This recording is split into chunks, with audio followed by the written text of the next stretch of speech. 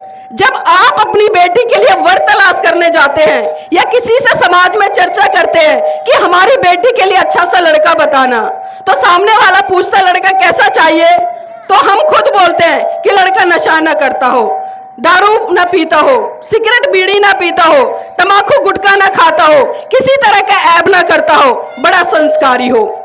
लेकिन जब हम 16 सोमवार के व्रत रख रहे हैं और किसको आदर्श मान रहे हैं, उस शिव जी को जो रात दिन भांग पीकर नशे में पड़ा रहता है, तो बताइए क्या आपको एक अच्छा पति मिलेगा? अरे भाई, व्रत रखना है तो कम से कम ऐसे महान पुरुषों के लिए रखो ना, जिनको देखकर, जिनको पढ़कर, जिनको समझकर आपको एक आदर्शवादी पति मिले। व्रत रखना है तो बाबा साहब के लिए रखो, ताकि कम से कम उनको के बराबर बैठने नहीं दिया जाता था, बैठने दिया जाता था। आप अपनी मर्जी से विवाह नहीं कर सकते थे, आप किसी की संतान गोद नहीं ले सकते थे, आप नौकरियां नहीं कर सकते थे, आप शिक्षा ग्रहण नहीं कर सकते थे। लेकिन जब बाबा साहब को मौका मिला और उन्होंने इस भारत देश का संविधान लिखा और उस संविधान में सबसे पहले उन्होंने महिलाओं को तमाम हक अधिकार दिए, चाहे वो शिक्षा का अधिकार हो, नौकरी का अधिकार हो, विवाह करने का अधिकार हो या पुरुष के बराबरी में बैठने का अधिकार हो।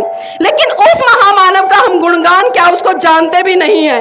लेकिन जिन लोगों का हमारे जीवन में कोई योगदान नहीं है, जिन्होंने हमें पढ़ाया नहीं, जिन्होंने हमें लिखाया नहीं, जिन्होंने हमें समानता का अधिकार नहीं दिलाया, उनकी रात दिन हम गुणगान करते हैं, उनकी पूजा पाठ करते हैं, उनके लिए व्रत रखते हैं।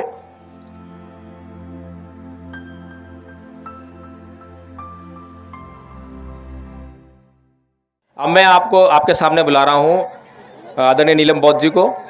वे आए और आपको जो है बताएं कि आपके जीवन में किस तरह से और क्या बातें जरूरी हैं, जिनके करने से हमें लाभ होगा और जिनके ना करने से हमें कितना अभी नुकसान हो रहा है। तो मैं बुलाऊंगा नीलम बौद्ध जी को, आएँ और अपनी बात रखें। बहुत बहुत धन्यवाद सर। सर्वप्रथम महाकारुणिक तथागत बुद्ध को अपनी संकल्पनाओं के सुमन अर्पित करते हुए समस्त भारतीय नारी के मुक्तिदाता, बहुजनों के मुक्तिदाता, दुनिया का सूरज, ज्ञान का प्रतीक, संविधान के रचयिता परम पूज्य बाबा साहब को सत सत नमन करते हुए बहुजनों को भारत में सत्ता के गलियारों तक ले जाने वाले साहब मान्यवर काशी राम जी को नमन करते हुए और धम्पत संघ की पूरी टीम को बाबा साहब की परिसंकल्पना को साकार करने में जुटे हुए बौद्ध में भारत की तरफ अग्रसर सभी उपासक उपासिकाओं को मेरा तहे दिल से बहुत बहुत साधुवाद। और आज केड़वा जाट गांव के सभी उपस्थित सम्मानित बुजुर्ग साथी, मेरी माताएं बहनें, आप सभी को मेरा क्रांतिकारी जय भीम, नमो बुद्धाय। देखिए, मुझसे पूर्व मेरी बहनों ने और अभी जिस तरह से वकील साहब ने, दीपक राज जी ने आपके बीच में तमाम बातें रखी और खासकर धम्पत की गाथाओं पर जोर दिया कि अगर हमारे जीवन में जो धम्पत की गाथाएं हैं, क्योंकि बहुत सारे लोग कहते हैं कि धम्म का हमारे जीवन में क्या महत्व है, लेकिन मैं ऐसा नहीं मानती, क्योंकि बिना धम्म के हमारा जीवन पशुओं से भी बदतर है। अगर हम अनुशासित तरीके से नहीं रहेंगे, एक दूसरे के साथ में मिलजुल कर नहीं रहेंगे, एक दूसरे का सम्मान नहीं करेंगे, अपने घर की बहन बेटियों को पढ़ाएंगे नहीं, लिखाएंगे नहीं और बेटों के बराबर उन्हें समान दर्जा नहीं देंगे, तो हमारा जीवन पशुओं से भी बदतर है। कितने लोग हैं यहाँ पर जो बाबा साहब को जानते हैं? क्योंकि मैं तथागत बुद्ध की बात बाद में करूंगी, पहले मैं बाबा साहब के ही बारे में आपके बीच में चर्चा करूंगी। कितनी माताएं बहनें और मेरे पिता तुल्य भाई बुजुर्ग यहाँ पर है जो बाबा साहब के बारे में जानते हैं? हाथ खड़ा कर ले एक बार, बस 2-3 लोग। अब देखिए कितनी बड़ी विडंबना है कि जिस महामानव के कारण आज हम ये जीवन जी रहे हैं, अगर मैं सूट बूट में आपके सामने खड़ी हूं और अपने विचारों की अभिव्यक्ति के माध्यम से आपको समझाने का काम कर रही हूं, तो ये देन सिर्फ और सिर्फ परम पूज्य बाबा साहब की है, जो कि बहुजन समाज के नहीं बल्कि इस भारत देश के मसीहा कहे जाते हैं। लेकिन विडंबना है कि आज के स्वार्थी लोगों ने बाबा साहब की महत्वता को, उनके गौरव को, उनके इतिहास को कहीं ना कहीं छुपाने का काम किया है। और इसमें नालायकी हमारी भी है कि हम अपने महान पुरुषों को नहीं पढ़ते। हम दूसरों के बारे में तो बहुत जानते हैं, हम तमाम तरह के तीज त्योहार मना लेते हैं, व्रत रख लेते हैं, उपवास रख लेते हैं, पूजा पाठ कर लेते हैं, जिनका हमारे जीवन में कोई योगदान नहीं है। सोमवार के व्रत कितनी लड़कियां करती हैं, कितनी महिलाएं करती हैं यहाँ पर? एक बार बताएं मुझे। पूजा पाठ करते हो ना आप? तीज त्योहार मनाते हो, होली, दिवाली, रक्षाबंधन, भैया दूज, करवा चौथ मनाते हो ना? मनाते हो ना सभी? लेकिन बाबा साहब की जयंती मनाते हो? अब देखिए, जिस व्यक्ति ने आपके लिए अपने 4-4 बच्चे कुर्बान करे, आप समझ रहे हो किसी व्यक्ति के 4-4 बच्चे इस देश के लिए और खासकर समाज की महिलाओं के लिए समर्पित कर दिए जाए तो उस व्यक्ति की मानसिक स्थिति क्या होगी? अगर आज आपके बच्चों को खांसी जुकाम भी हो जाए तो आप कहाँ जाते हो? अच्छे से अच्छे डॉक्टर के पास जाओगे ना। अगर वहां भी आराम नहीं मिल रहा है तो बड़े हॉस्पिटल में भागोगे। लेकिन सोचिए, बाबा साहब ने आपके लिए, आपकी आजादी के लिए, आपको गुलामी से निकालने के लिए और खासकर मेरी बहनों को जो एक समानता का अधिकार है वो दिलवाने के लिए, क्योंकि मैं आपको बता दूं मेरी बहनों, आजादी से पहले जो आपकी इस भारत देश में स्थिति थी वो क्या थी? आपको पुरुषों के बराबर बैठने नहीं दिया जाता था। बैठने दिया जाता था, आप अपनी मर्जी से विवाह नहीं कर सकते थे, आप किसी की संतान गोद नहीं ले सकते थे, आप नौकरियां नहीं कर सकते थे, आप शिक्षा ग्रहण नहीं कर सकते थे। लेकिन जब बाबा साहब को मौका मिला और उन्होंने इस भारत देश का संविधान लिखा और उस संविधान में सबसे पहले उन्होंने महिलाओं को तमाम हक अधिकार दिए, चाहे वो शिक्षा का अधिकार हो, नौकरी का अधिकार हो, विवाह करने का अधिकार हो या पुरुष के बराबरी में बैठने का अधिकार हो। लेकिन उस महामानव का हम गुणगान क्या उसको जानते भी नहीं है। लेकिन जिन लोगों का हमारे जीवन में कोई योगदान नहीं है, जिन्होंने हमें पढ़ाया नहीं, जिन्होंने हमें लिखाया नहीं, जिन्होंने हमें समानता अधिकार नहीं दिलाया, उनकी रात दिन हम गुणगान करते हैं, उनकी पूजा पाठ करते हैं, उनके लिए व्रत रखते हैं। तो क्या बताइए ये उचित है? अगर यहाँ पर कोई बच्चा है, मैं उससे ही पूछूं, पूरा जीवन उसके माँ बाप उसके लिए समर्पित कर दे, रात दिन की जो मेहनत की कमाई है उस बच्चे की पढ़ाई पर लगा दे और वो बच्चा बड़ा होकर अच्छी सरकारी नौकरी पर लग जाए और जब उसके माता पिता उससे पूछे कि बेटा हमने आपके लिए क्या किया, और जब वो बच्चा ये जवाब दे दे कि आपने मेरे लिए कुछ नहीं किया, तो क्या बीतेगी आप पर? क्या बीतेगी बताइए? बुरा लगेगा ना। आज बाबा साहब भले हमारे बीच में नहीं है, लेकिन उनके द्वारा दिया गया संविधान, जिस संविधान में आपके लिए तमाम हक अधिकार सुनिश्चित किए बाबा साहब ने, आज उन बाबा साहब को तो हम जानते नहीं है, ना उनका गुणगान करते हैं, ना कभी उनको जानने का, पढ़ने का प्रयास करते हैं। और जिन लोगों ने हमारे जीवन में पूरा ही बिगाड़ खाता कर दिया, यहाँ पर अगर मैं मोटा मोटा उदाहरण दूं, मेरे समाज की बहनें नहीं बल्कि भारत देश की तमाम मैं कवारी लड़कियों को देखती हूँ 16 सोमवार के व्रत रखती हैं। किस लिए रखती हैं? कि अच्छा पति मिले, इसीलिए रखती है ना। चलो उनका समझ में आता है कि वो कवारी हैं, लेकिन मैंने शादीशुदा महिलाओं को भी देखा है, वो भी शिव जी का व्रत रखती है। अब बताइए उनको क्या दूसरा पति चाहिए? दूसरा पति चाहिए क्या? और एक चीज और देखिए, जब आप अपनी बेटी के लिए वर तलाश करने जाते हैं या किसी से समाज में चर्चा करते हैं कि हमारी बेटी के लिए अच्छा सा लड़का बताना, तो सामने वाला पूछता लड़का कैसा चाहिए, तो हम खुद बोलते हैं कि लड़का नशा ना करता हो, दारू ना पीता हो, सिगरेट बीड़ी ना पीता हो, तंबाकू गुटखा ना खाता हो, किसी तरह का ऐब ना करता हो, बड़ा संस्कारी हो। लेकिन जब हम 16 सोमवार के व्रत रख रहे हैं और किसको आदर्श मान रहे हैं? उस शिव जी को जो रात दिन भांग पीकर नशे में पड़ा रहता है। तो बताइए क्या आपको एक अच्छा पति मिलेगा? अरे भाई व्रत रखना है तो कम से कम ऐसे महान पुरुषों के लिए रखो ना, जिनको देखकर, जिनको पढ़कर, जिनको समझकर आपको एक आदर्शवादी पति मिले। व्रत रखना है तो बाबा साहब के लिए रखो, ताकि कम से कम उनको देखकर, समझकर आपको ये अनुभव हो कि हाँ भाई मेरा पति सूट बूट पहनता हो, टाई लगाता हो, पीएचडी हो और इस देश का संविधान लिखने वाला हो। कम से कम सपना देखो, व्रत करो, आराधना करो किसी की, तो ऐसे व्यक्ति की तो करो। लेकिन मेरी बहनों मैं बता दूं आपको, ये पूजा पाठ, कर्म कांड, ये व्रत रखने से कोई भी अच्छा पति आपको नहीं मिलेगा। अगर सही मायने में आपको अपनी लड़कियों के लिए अच्छे पति चाहिए तो सबसे पहले उनको शिक्षित कर दो, सबसे पहले उनको शिक्षित कर दो। जितना पैसा आप उनके शादी विवाह के लिए जोड़ते हैं ना, अगर वही पैसा आप अपनी लड़कियों की शिक्षा पर लगा दो, जिस दिन वो नौकरी लग जाएंगी ना, मैं आपको गारंटी से कहती हूं कि वो अपने विवाह के लिए भी, और जितना पैसा आज तक जब वो पैदा हुई तब से लेकर जिस दिन तक नौकरी लगी, वो कई गुना पैसा आपको कमा कर दे देगी। लेकिन इस बारे में हम सोचते नहीं। हम क्या सोचते हैं, अरे लड़की 10वीं 12वीं पढ़ गई, 18 साल की हो गई, बड़ी टेंशन हो गई, चलो इसकी शादी कर दो। और जब शादी कर दी, लड़की नौकरी नहीं लगी, अपने पैरों पर खड़ी नहीं है, और ससुराल में चली गई, और ससुराल उसको कैसा मिल गया, उसका पति रोज सुबह शाम दारू पी के उसकी खूब कुटाई करे लट से। तो क्या ये अच्छा है?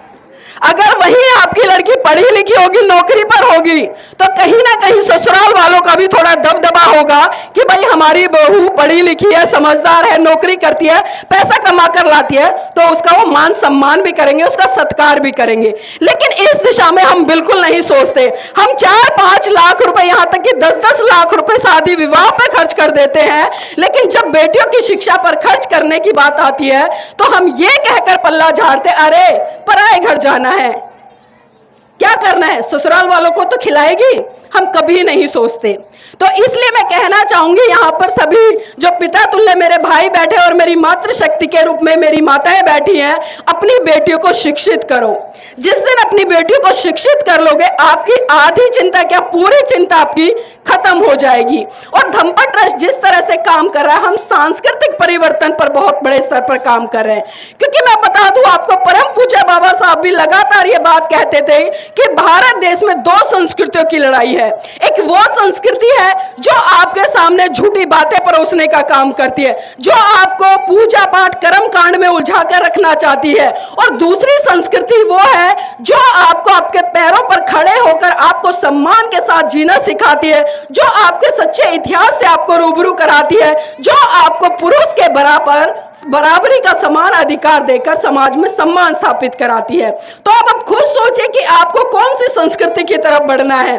अगर मैं संस्कृति की बात करूं तो हम 3 तरह की संस्कृति को भारत देश में देख पाते हैं। पहली जो संस्कृति है, क्योंकि जब तक हम परिवर्तन नहीं करेंगे तब तक हमारे जीवन में किसी भी तरह का बदलाव नहीं आएगा।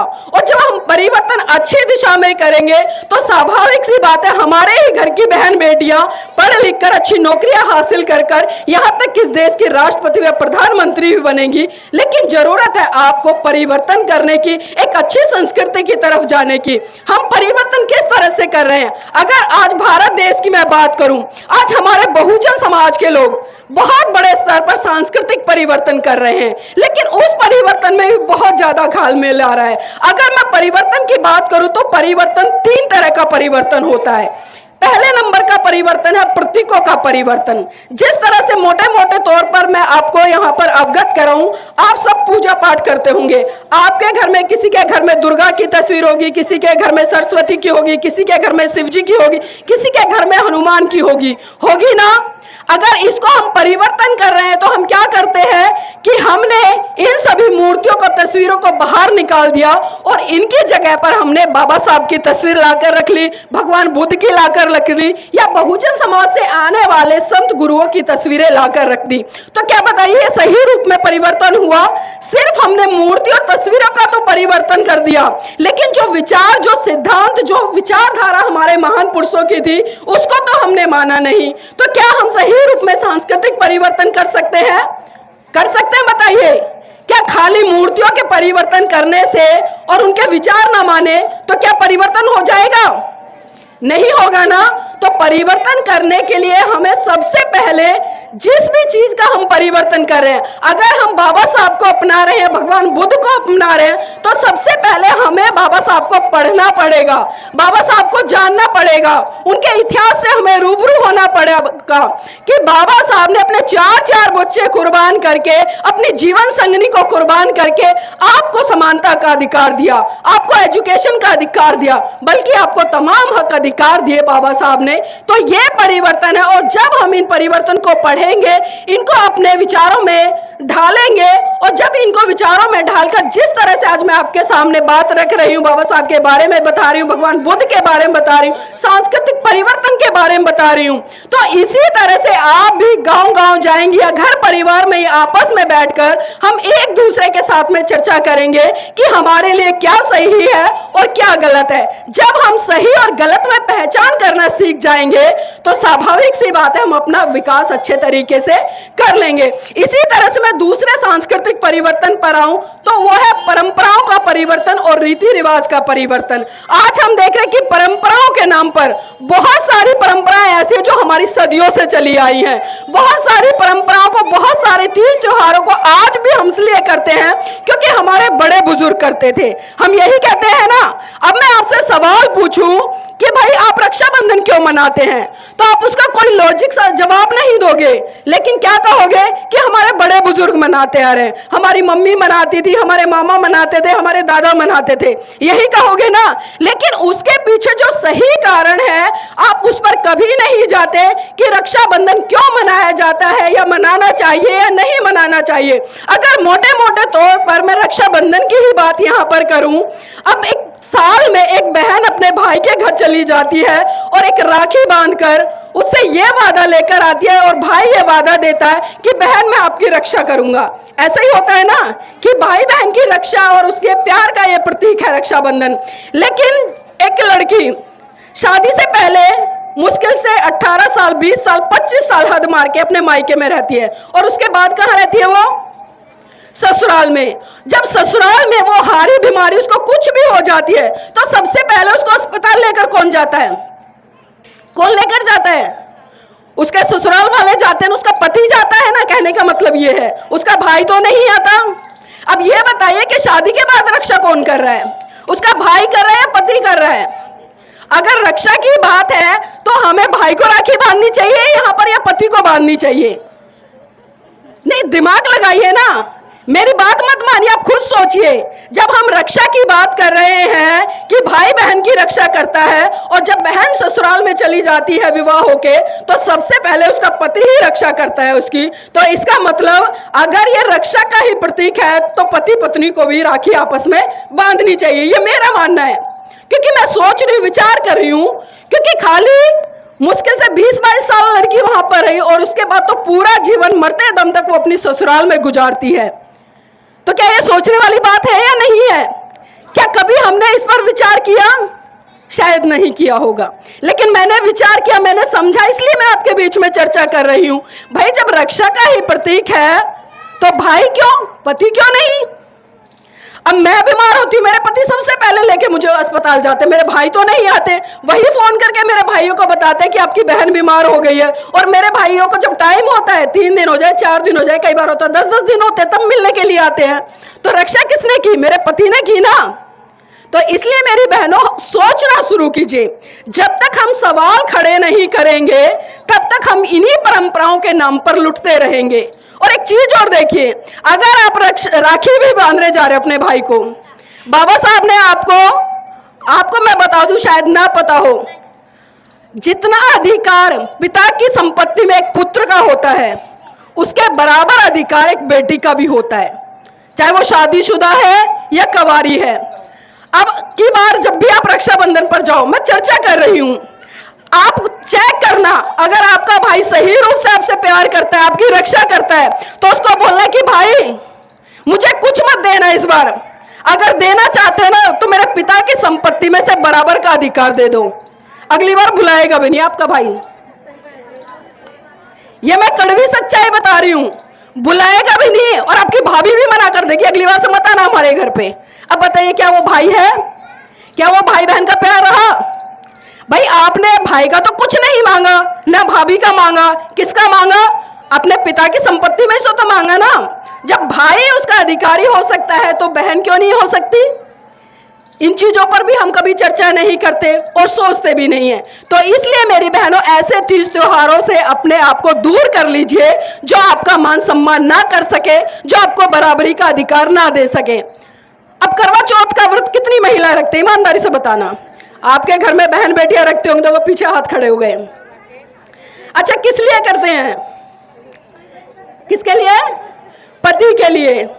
आपके पति आए हैं यहाँ पर? नहीं आए। आज तक जब से आपकी शादी हुई है अब तक कितने साल हो गए? 12 साल।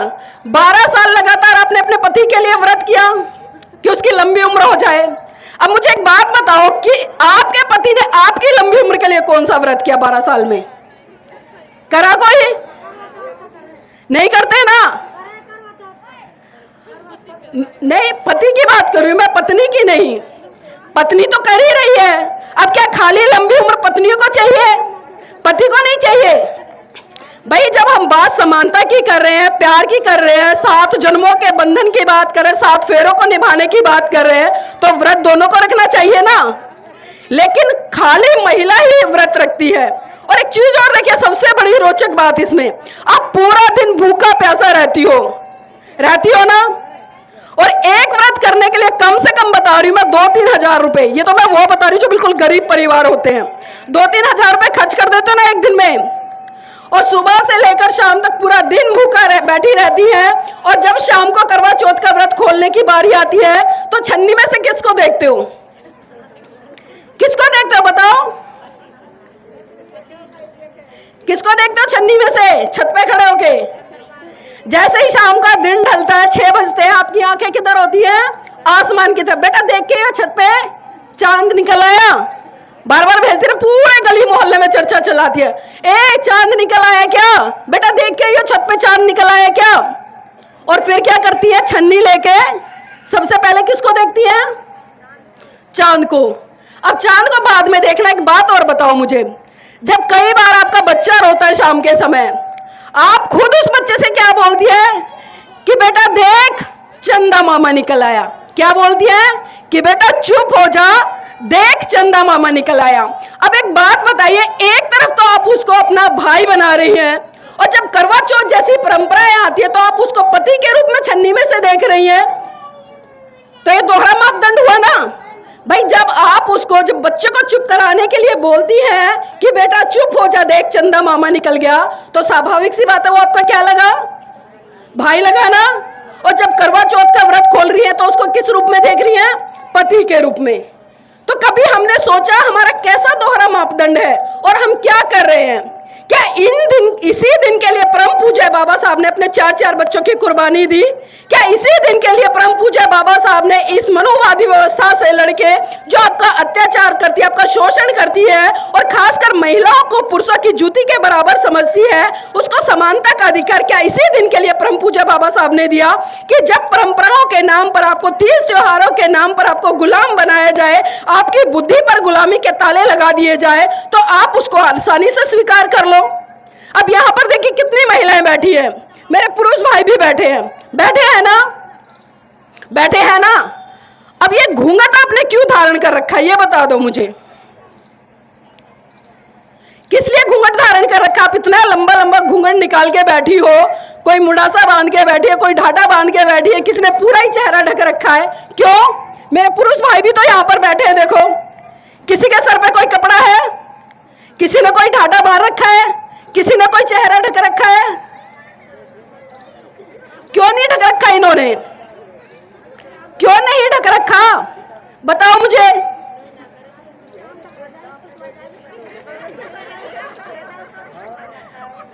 आंटी कह रहे शाम तक पिटाई हो जाएगी, यहीं पे रह जाओ। देखिए, पिटाई किसी की नहीं होगी। अगर हम सही बात बोलेंगे, सही बात के लिए आवाज उठाएंगे, तो पिटाई बहुत दूर की बात है। लेकिन हम सवाल ही नहीं करते। अब बहुत सारी महिलाएं कहती हैं, मैं खुद नहीं कह रही, महिलाएं कहती हैं कि भाई बेटी है, शादी हो गई है, ससुराल चली गई है, वहां पर जेठ है, ससुर है, सास है, घूंघट तो करना पड़ेगा। यही बोलते हैं ना, बोलते हैं ना। और एक चीज और निकल कर आती है, अरे घूंघट तो इज्जत का प्रतीक होती है। ये पुरुष ही बोलते हैं ना। अगर गली में से कोई बहू गुजर रही हो, उसने घूंघट ना करा हो, तो क्या वो फलाने की बहू जा रही थी मुंह गाड़े, बड़ी बेशरम है, जरा सी इज्जत नहीं करती। ये खुद बोलते हैं ना कि इज्जत का प्रतीक है। और एक बात और सोचिए और समझिएगा इसको बड़ी गंभीरता से, क्योंकि जब तक हम बातों को समझेंगे नहीं, हम किसी भी सॉल्यूशन पर नहीं निकलेंगे। जब समाज में दो बच्चों की शादी होती है, एक लड़की होती है, एक लड़का होता है, दोनों की शादी होती है ना, और जब लड़की को देखने पहली बार जाते हैं तो सबसे पहले कौन जाता है उस लड़की को देखने? ससुर। कौन जाता है?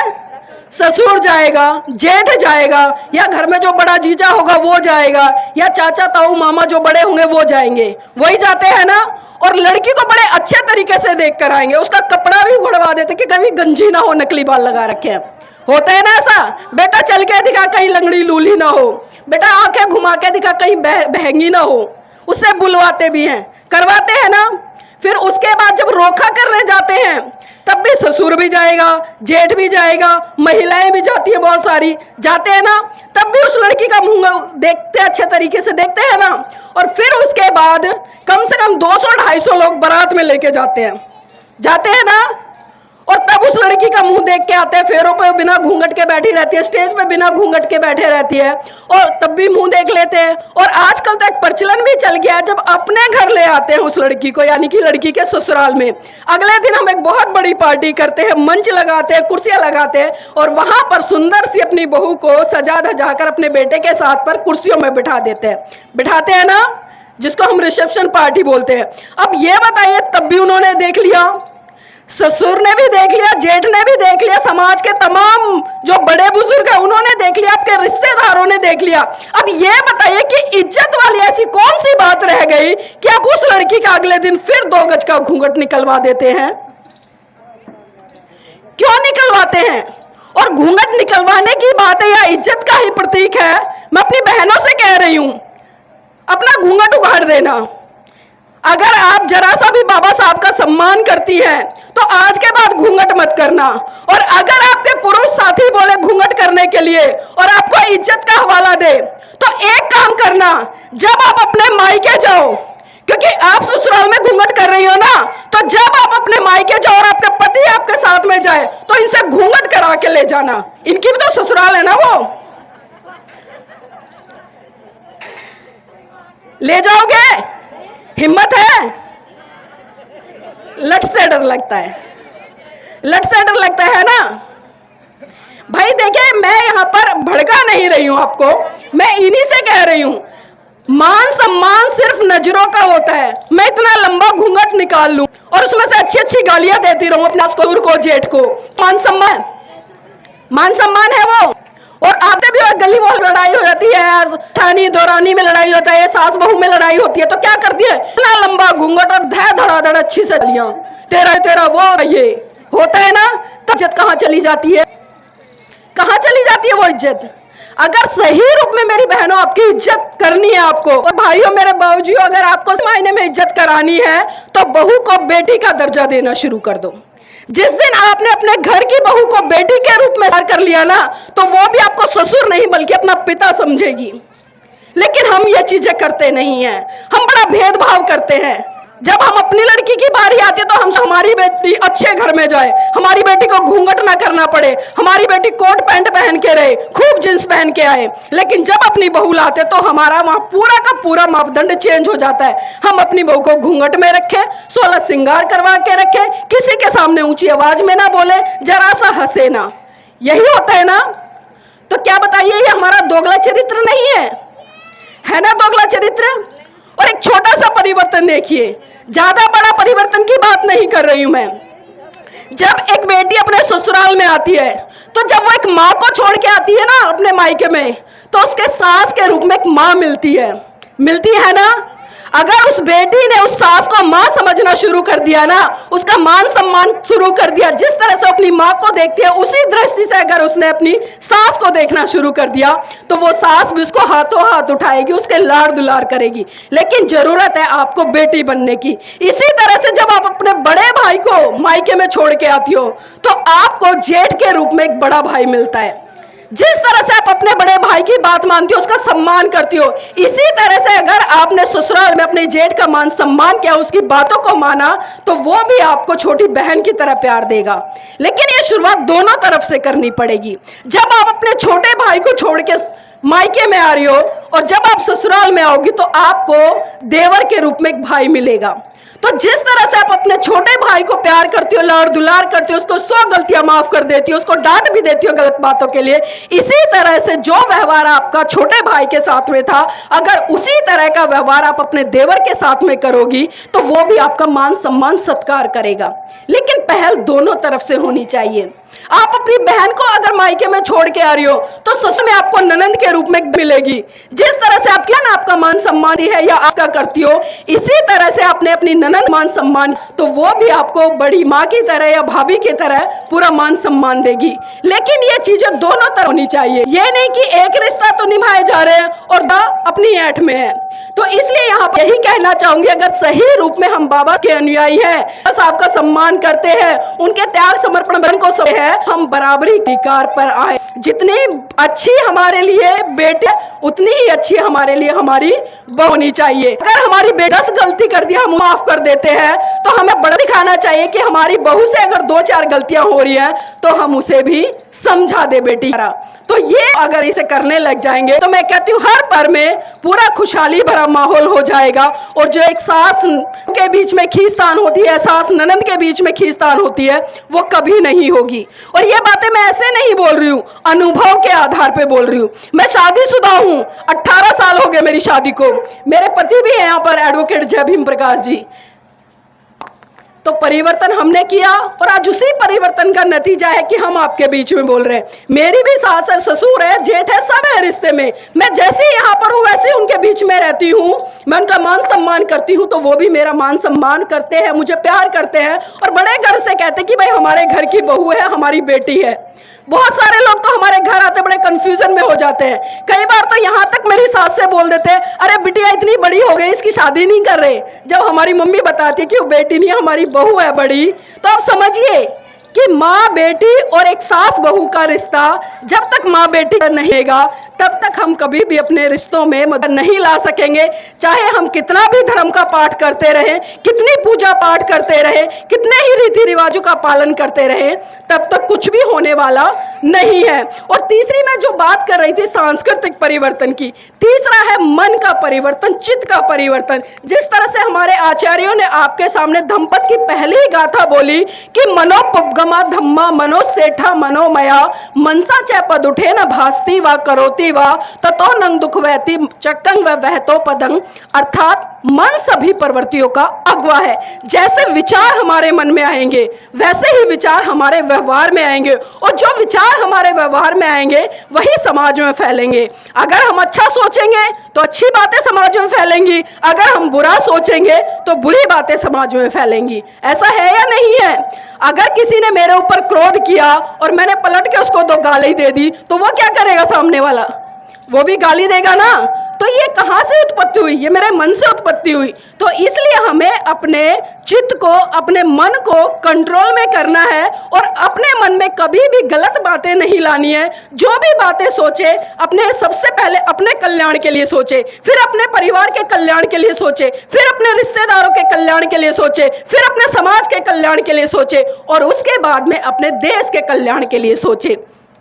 हमें अच्छी बातों को फॉलो करना है, हमें अजूल फजूल की बातों में अपना पैसा ना तो बर्बाद करना है और ना ही अपना समय बर्बाद करना है। तो इसलिए मेरी बहनों मैं कह रही हूँ, थोड़ा पढ़ो लेकिन अपने महान पुरुषों को पढ़ो। यहाँ पर मेरी 2 युवा बहनें बैठी हैं, पढ़ी लिखे। मैं चाहूंगी कि आप थोड़ा बाबा साहब के बारे में पढ़ें और यहाँ पर मेरी बहनों को संडे बिठा लो, 10-10 की मीटिंग बिठा लो, ज़्यादा नहीं करे, कम से कम आप इनको बताओ बाबा साहब कौन थे, उनका हमारे जीवन में क्या संघर्ष रहा या उनका क्या योगदान हमारे में रहा। अगर आज हम यहाँ पर बैठकर भी चर्चा कर रहे हैं तो ये सिर्फ और सिर्फ पूजा बाबा साहब की देन है। वरना आप सबको पता है कि आजाद पहले हमारी क्या स्थिति थी, हमें घर से निकलने तक नहीं दिया जाता था, घूंघट में हमें लपेट कर, यहाँ तक शादी होती थी हमें नहीं पता था, कई दिन तक पता चलता था कि शादी किससे हुई है। होता था ना ऐसा? मेरी बुजुर्ग माताएं बैठी है, उनको पता होगा, वो 4-4, 5-5 दिन अपने घूंघट नहीं देख पाती, वो चेहरा नहीं देख पाती थी और जब ससुराल में भी लाते थे उन्हें दूध दिया जाता था। लेकिन आज क्या है? आज हम पुरुषों के बराबर बैठ रहे हैं। अगर आज हम एक कार्यालय में जो नौकरी कर रहे हैं तो जितना एक पुरुष मिलता है उतना ही उसको मिलता है ना। तो ये कहाँ से आया? ये सारी की सारी चीज़ें बाबा साहब की देन है। बाबा साहब ने संविधान में वो प्रावधान आपके लिए सुनिश्चित किए जिनसे कि इस देश की महिलाएं, खाली मैं बहुजन समाज की महिलाओं की बात नहीं कर रही, बल्कि मैं देश की समस्त महिलाओं की बात कर रही हूँ। अगर आज वो अच्छा जीवन जी रही है या अपने बच्चों को पढ़ा लिखा रही है या आज अपने बच्चों को सोचते कि हमारा बच्चा डॉक्टर बन जाए, इंजीनियर बन जाए, जज बने, देश का राष्ट्रपति बने या प्रधानमंत्री बने, ये सोच कहाँ से आ रही है? ये सोच बाबा साहब से आ रही है। अगर बाबा साहब आपके लिए तमाम हक अधिकार नहीं देते तो आज भी आप गुलामी का जीवन जी रही होती, आज भी आप घर की चार दीवारी में बैठी होती, यहाँ पर खुले मैदान में नहीं बैठी होती। तो मेरी बहनों, थोड़ा समझिए। और आप दोनों युवा साथी हैं, मैं चाहूंगी कि दीपक राज भाई जी आपके बीच में हैं, उनसे जुड़े और हम लोगों से भी जुड़े और समय समय पर हमें अपने बीच में बुलाएं और चर्चा करें। हम भाषणबाजी नहीं करेंगे, क्योंकि भाषण आज दे दिया, अभी सुना, यहाँ पर थोड़ा मजा आया, ताली बजाई, हम चले गए, उससे काम चलने वाला नहीं है। हमें विचारों का आदान प्रदान करना होगा, विचारों में परिवर्तन करना होगा, अपने रहन सहन में परिवर्तन करना होगा, अपने तीज त्योहारों में परिवर्तन करना होगा और सबसे बड़ी बात है, हमें अपने महान पुरुषों में भी परिवर्तन करना होगा। क्योंकि आज जिनको आप लोग मान रहे हैं वो हमारे महान पुरुष नहीं है, बल्कि जिनको आप जानते भी नहीं हो, जिन लोगों ने पूरा जीवन आपके लिए समर्पित कर दिया, वो आपके महान पुरुष है। अगर आपको जानना है, पढ़ना है, समझना है तो आप बाबा साहब को पढ़े, आप काशी राम जी को पढ़े, आप भगवान बुद्ध को पढ़े, आप पेरियार जी को पढ़े, ललित सिंह यादव जी को पढ़े, राष्ट्रपिता ज्योतिबा फूले जी को पढ़े, माता सावित्रीबाई फूले जी को पढ़े, माता रमाबाई को पढ़े। और मैं यहाँ पर थोड़ा सा एक कहानी आपको जरूर सुनाना चाहूंगी, माता रमाबाई के जीवन से जुड़ी हुई। माता रमाबाई कौन थी पता है किसी को? हाँ जी, सही कहा, जो बाबा साहब डॉक्टर भीमराव अंबेडकर जी थे, उनकी जीवन संगनी थी माता रमाबाई। तो मेरी बहनों, बात उस समय की है जब परम पूज्य बाबा साहब पीएचडी की डिग्री लेकर विदेश से महाराष्ट्र लौटे। और जब महाराष्ट्र के लोगों को पता चला कि बाबा साहब विदेश से पीएचडी की डिग्री लेकर आए हैं, तो उन्होंने बाबा साहब के सम्मान सत्कार कार्यक्रम में एक बहुत विशाल आयोजन का, एक भव्य स्वागत का कार्यक्रम उन्होंने सुनिश्चित किया। और जब ये बात माता रमाबाई को पता चली तो उनके मन में भी इच्छा जगी कि अरे, मेरे बाबा साहब आ रहे हैं, विदेश से आए हैं, पीएचडी की डिग्री लेकर आए हैं और आज उनका भव्य स्वागत होगा, तो क्यों ना मैं भी चलूं और मैं भी अपनी आंखों से उस नजारे को देखूं कि मेरे जीवन साथी का सम्मान हो रहा है। लेकिन मेरी बहनों, आपको जानकर आश्चर्य होगा, जब माता रमाबाई तैयार होने लगी तो उनके पास एक भी ऐसी साड़ी नहीं थी जिसको पहनकर वो बाबा साहब के सम्मान सत्कार कार्यक्रम में जा सके। सारी के सारी जो 2-4 साड़ी थी, सारी फटी पुरानी, बहुत गंदी कुचैली। तो जब माता रमाबाई को याद आया कि एक बार साहू जी महाराज ने बाबा साहब को सम्मान के रूप में एक पगड़ी भेंट की थी, तो उन्होंने जो ट्रंक बक्सा था उसको खोला और उस बक्से में से उस पगड़ी को निकाला और उस पगड़ी को अपनी फटी हुई साड़ी पर लपेटकर माता रमाबाई बाबा साहब के सम्मान सत्कार कार्यक्रम में चली गई। अब एक बात और बताइए, जब किसी महिला के पति का सम्मान सत्कार कार्यक्रम हो रहा हो तो उस महिला को कहाँ होना चाहिए? मंच पे होना चाहिए ना भाई। इतने बड़े बाबा साहब, इतने पढ़े लिखे बाबा साहब, सूट बूट वाले बाबा साहब, और विदेश से पीएचडी की डिग्री लेकर आए और उनका सम्मान सत्कार कार्यक्रम है, तो उनके साथी को कहाँ चाहिए? मंच पर होना चाहिए। लेकिन आपको जानकर आश्चर्य होगा कि माता रमाबाई मंच पर नहीं थी। अगर मंच पर नहीं थी तो शायद पहली लाइन में होना चाहिए, लेकिन वो पहली लाइन में भी नहीं थी। दूसरी लाइन में तो होना चाहिए, लेकिन वो दूसरी लाइन में भी नहीं थी। शायद तीसरी लाइन में होना चाहिए। मेरी बहनों, ना तो माता रमाबाई मंच पर थी, ना पहली लाइन में थी, ना दूसरी लाइन में थी, ना तीसरी लाइन में थी। यहाँ तक कि वहां पर जो भीड़ खड़ी थी ना, दूर दूर तक माता रमाबाई उस भीड़ में नजर नहीं आ रही थी। बाबा साहब भी भाषण देते रहे और टकटकी लगाकर देखते रहे कि भीड़ में कहीं ना कहीं मुझे मेरी रामू दिखाई दे, वो आई होगी देखने। बाबा साहब ने बहुत देर तक निहारते रहे, भाषण देते रहे, लेकिन दूर दूर तक उन्हें माता रमाबाई दिखाई नहीं दी। बाबा साहब का भाषण अंतिम दौर में चल रहा था। बाबा साहब की अचानक नजर भीड़ के पीछे एक पेड़ खड़ा था और उस पेड़ के पीछे खड़ी वहां पर एक महिला चुपके से उन्हें निहार रही थी, उस पर पड़ी। बाबा साहब बिना कुछ कहे, बिना कुछ समझे समझ गए कि वो कोई और नहीं बल्कि वो मेरी रामू है, जो मुझे पेड़ के पीछे से छुपके से निहार रही है। और वो ये भी समझ गए कि वो भीड़ के बीच में क्यों नहीं आई। और जब बाबा साहब का भाषण खत्म हुआ तो बाबा साहब सीधा भीड़ को चीरते हुए माता रमाबाई के पास पहुंचे और उनका हाथ पकड़कर बड़े भावुक मन से बोले, उनकी आंखों में आंसू थे कि रमा मुझे माफ करना, रमा मुझे माफ करना। ऐसा नहीं है कि मैं तुझे आभूषण नहीं पहना सकता, रमा ऐसा नहीं है मैं तुझे एक से एक अच्छी साड़ी नहीं दिला सकता, रमा ऐसा नहीं है कि मैं तेरे लिए सुख सुविधाएं नहीं जुटा सकता, लेकिन रमा जितनी जिम्मेदारी मेरी तेरे प्रति है उससे कहीं ज्यादा जिम्मेदारी मेरी इस भारत देश की महिलाओं के प्रति है, जिनको आज शरीर ढकने के लिए कपड़ा तक नहीं मिलता। तो सोचिए मेरी बहनों, जिस माता रमाबाई ने अपने जीवन में एक भी अच्छी साड़ी नहीं पहनी, उस माता रमाबाई के त्याग समर्पण बलिदान के कारण आज आप 1000 रुपए से लेकर 1-1 लाख रुपए तक की साड़ियां पहन रही हैं। तो मैं नतमस्तक करती हूं ऐसी माता रमाबाई को और अपने समाज की बहनों से भी आग्रह करती हूं कि अगर प्रेरणा लेनी है तो माता रमाबाई से लीजिए। और मैं ये गारंटी से कहती हूं कि जिस दिन आपने माता रमाबाई का 10% जीवन भी जी लिया ना, तो इस देश में एक नहीं बल्कि लाखों अंबेडकर पैदा हो जाएंगे, क्योंकि बाबा साहब को बाबा साहब बनाने वाली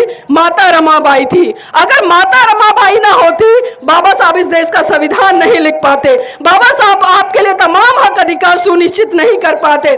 तो मेरी बहनों, पढ़ना है तो अपने महान पुरुषों को पढ़िए, आलतू फालतू को पढ़ना छोड़ दीजिए, उनको जानना छोड़ दीजिए, उनके तीज त्योहार उनके उपवास करना बंद कर दीजिए। तभी आप सही मायने में कह सकती हैं कि हाँ हम बाबा साहब की अनुयायी हैं, हम माता रमाबाई को अपना आदर्श मानते हैं। और इसी कड़ी में अगर मैं बात करूं सावित्रीबाई फूले जी की, अभी पिछले दिनों आपके ही राजस्थान का एक प्रकरण है, बूंदी से आगे एक शिक्षिका, गणतंत्र दिवस का मौका था, उसने वहां पर जो कुछ तस्वीरें लगाई गणतंत्र दिवस के मौके पर 26 जनवरी पर, एक बाबा साहब की थी, महात्मा गांधी की, और तीसरी तस्वीर उसमें सावित्रीबाई फूले जी की। और वहां पर गांव के बारे लोग जो कि ब्राह्मण व्यवस्था के थे उन्होंने विरोध किया। उन्होंने कहा कि इस महिला की तस्वीर यहां से हटाइए और इसकी जगह सरस्वती की लगाइए। तो उस महिला ने, देखिए कितनी जागरूक वो महिला थी, उसने कहा कि अगर भारत देश में शिक्षा की कोई देवी है तो वो माता सावित्रीबाई फूले है, ना कि सरस्वती। सरस्वती को किसी ने देखा है आज तक? जानते हो उसको? उसका इतिहास किसी ने पढ़ा है? स्कूल उसने किसी को पता है? पैदा पता है? नहीं। लेकिन माता सावित्रीबाई ने जैसे अपना पूरा जिस भारत देश की महिलाओं को अर्पित कर दिया, उन्होंने अपने में 8 स्कूल है और भारत का जो पहला महिलाओं के लिए खोला गया था सावित्री फूले ने कहा था। देखिए आपके पास में एक से बढ़कर एक नायिका है, एक से बढ़कर एक नायक है, लेकिन जरूरत है उनको समझने की, उनको पढ़ने की। जब तक आप उनको पढ़ेंगे नहीं, इतिहास को जानेंगे नहीं। समय बहुत ज्यादा ले लिया है मैंने, बात होता है फिर कभी करेंगे। तो मैं यही कहना कि अगर सही रूप में आप अपना अनुयायी मानते हो तो सबसे पहले उनके विचारों चलना शुरू कर दो, उनकी बातों को मानना शुरू कर दो, क्योंकि अनुयायी तो हम तभी कह पाएंगे ना जब हम उनकी बातों को मानेंगे। अब हमारे माँ बाप पाल दे, पोस दे, बड़ा कर दे और हम उनकी बात ना तो क्या ये सम्मान रहेगा? रहेगा? नहीं रहेगा ना। तो अगर सही रूप में हमें अपने महान पुरुषों का सम्मान करना है तो उनकी बातों को हमें जानना पड़ेगा, उसका प्रचार करना पड़ेगा, अपने भाई बहनों को सबको बताना पड़ेगा कि ये हमारे महान पुरुष थे और इनके बलिदान के कारण आज हम इतने सक्षम हो पाए हैं कि मैं आपके सामने बोल रही हूँ और आज आप पुरुषों के बराबर बैठकर मुझे सुन रही हैं। तो आपने इतना समय दिया, सभी को जय भीम, नमो बुद्धाय।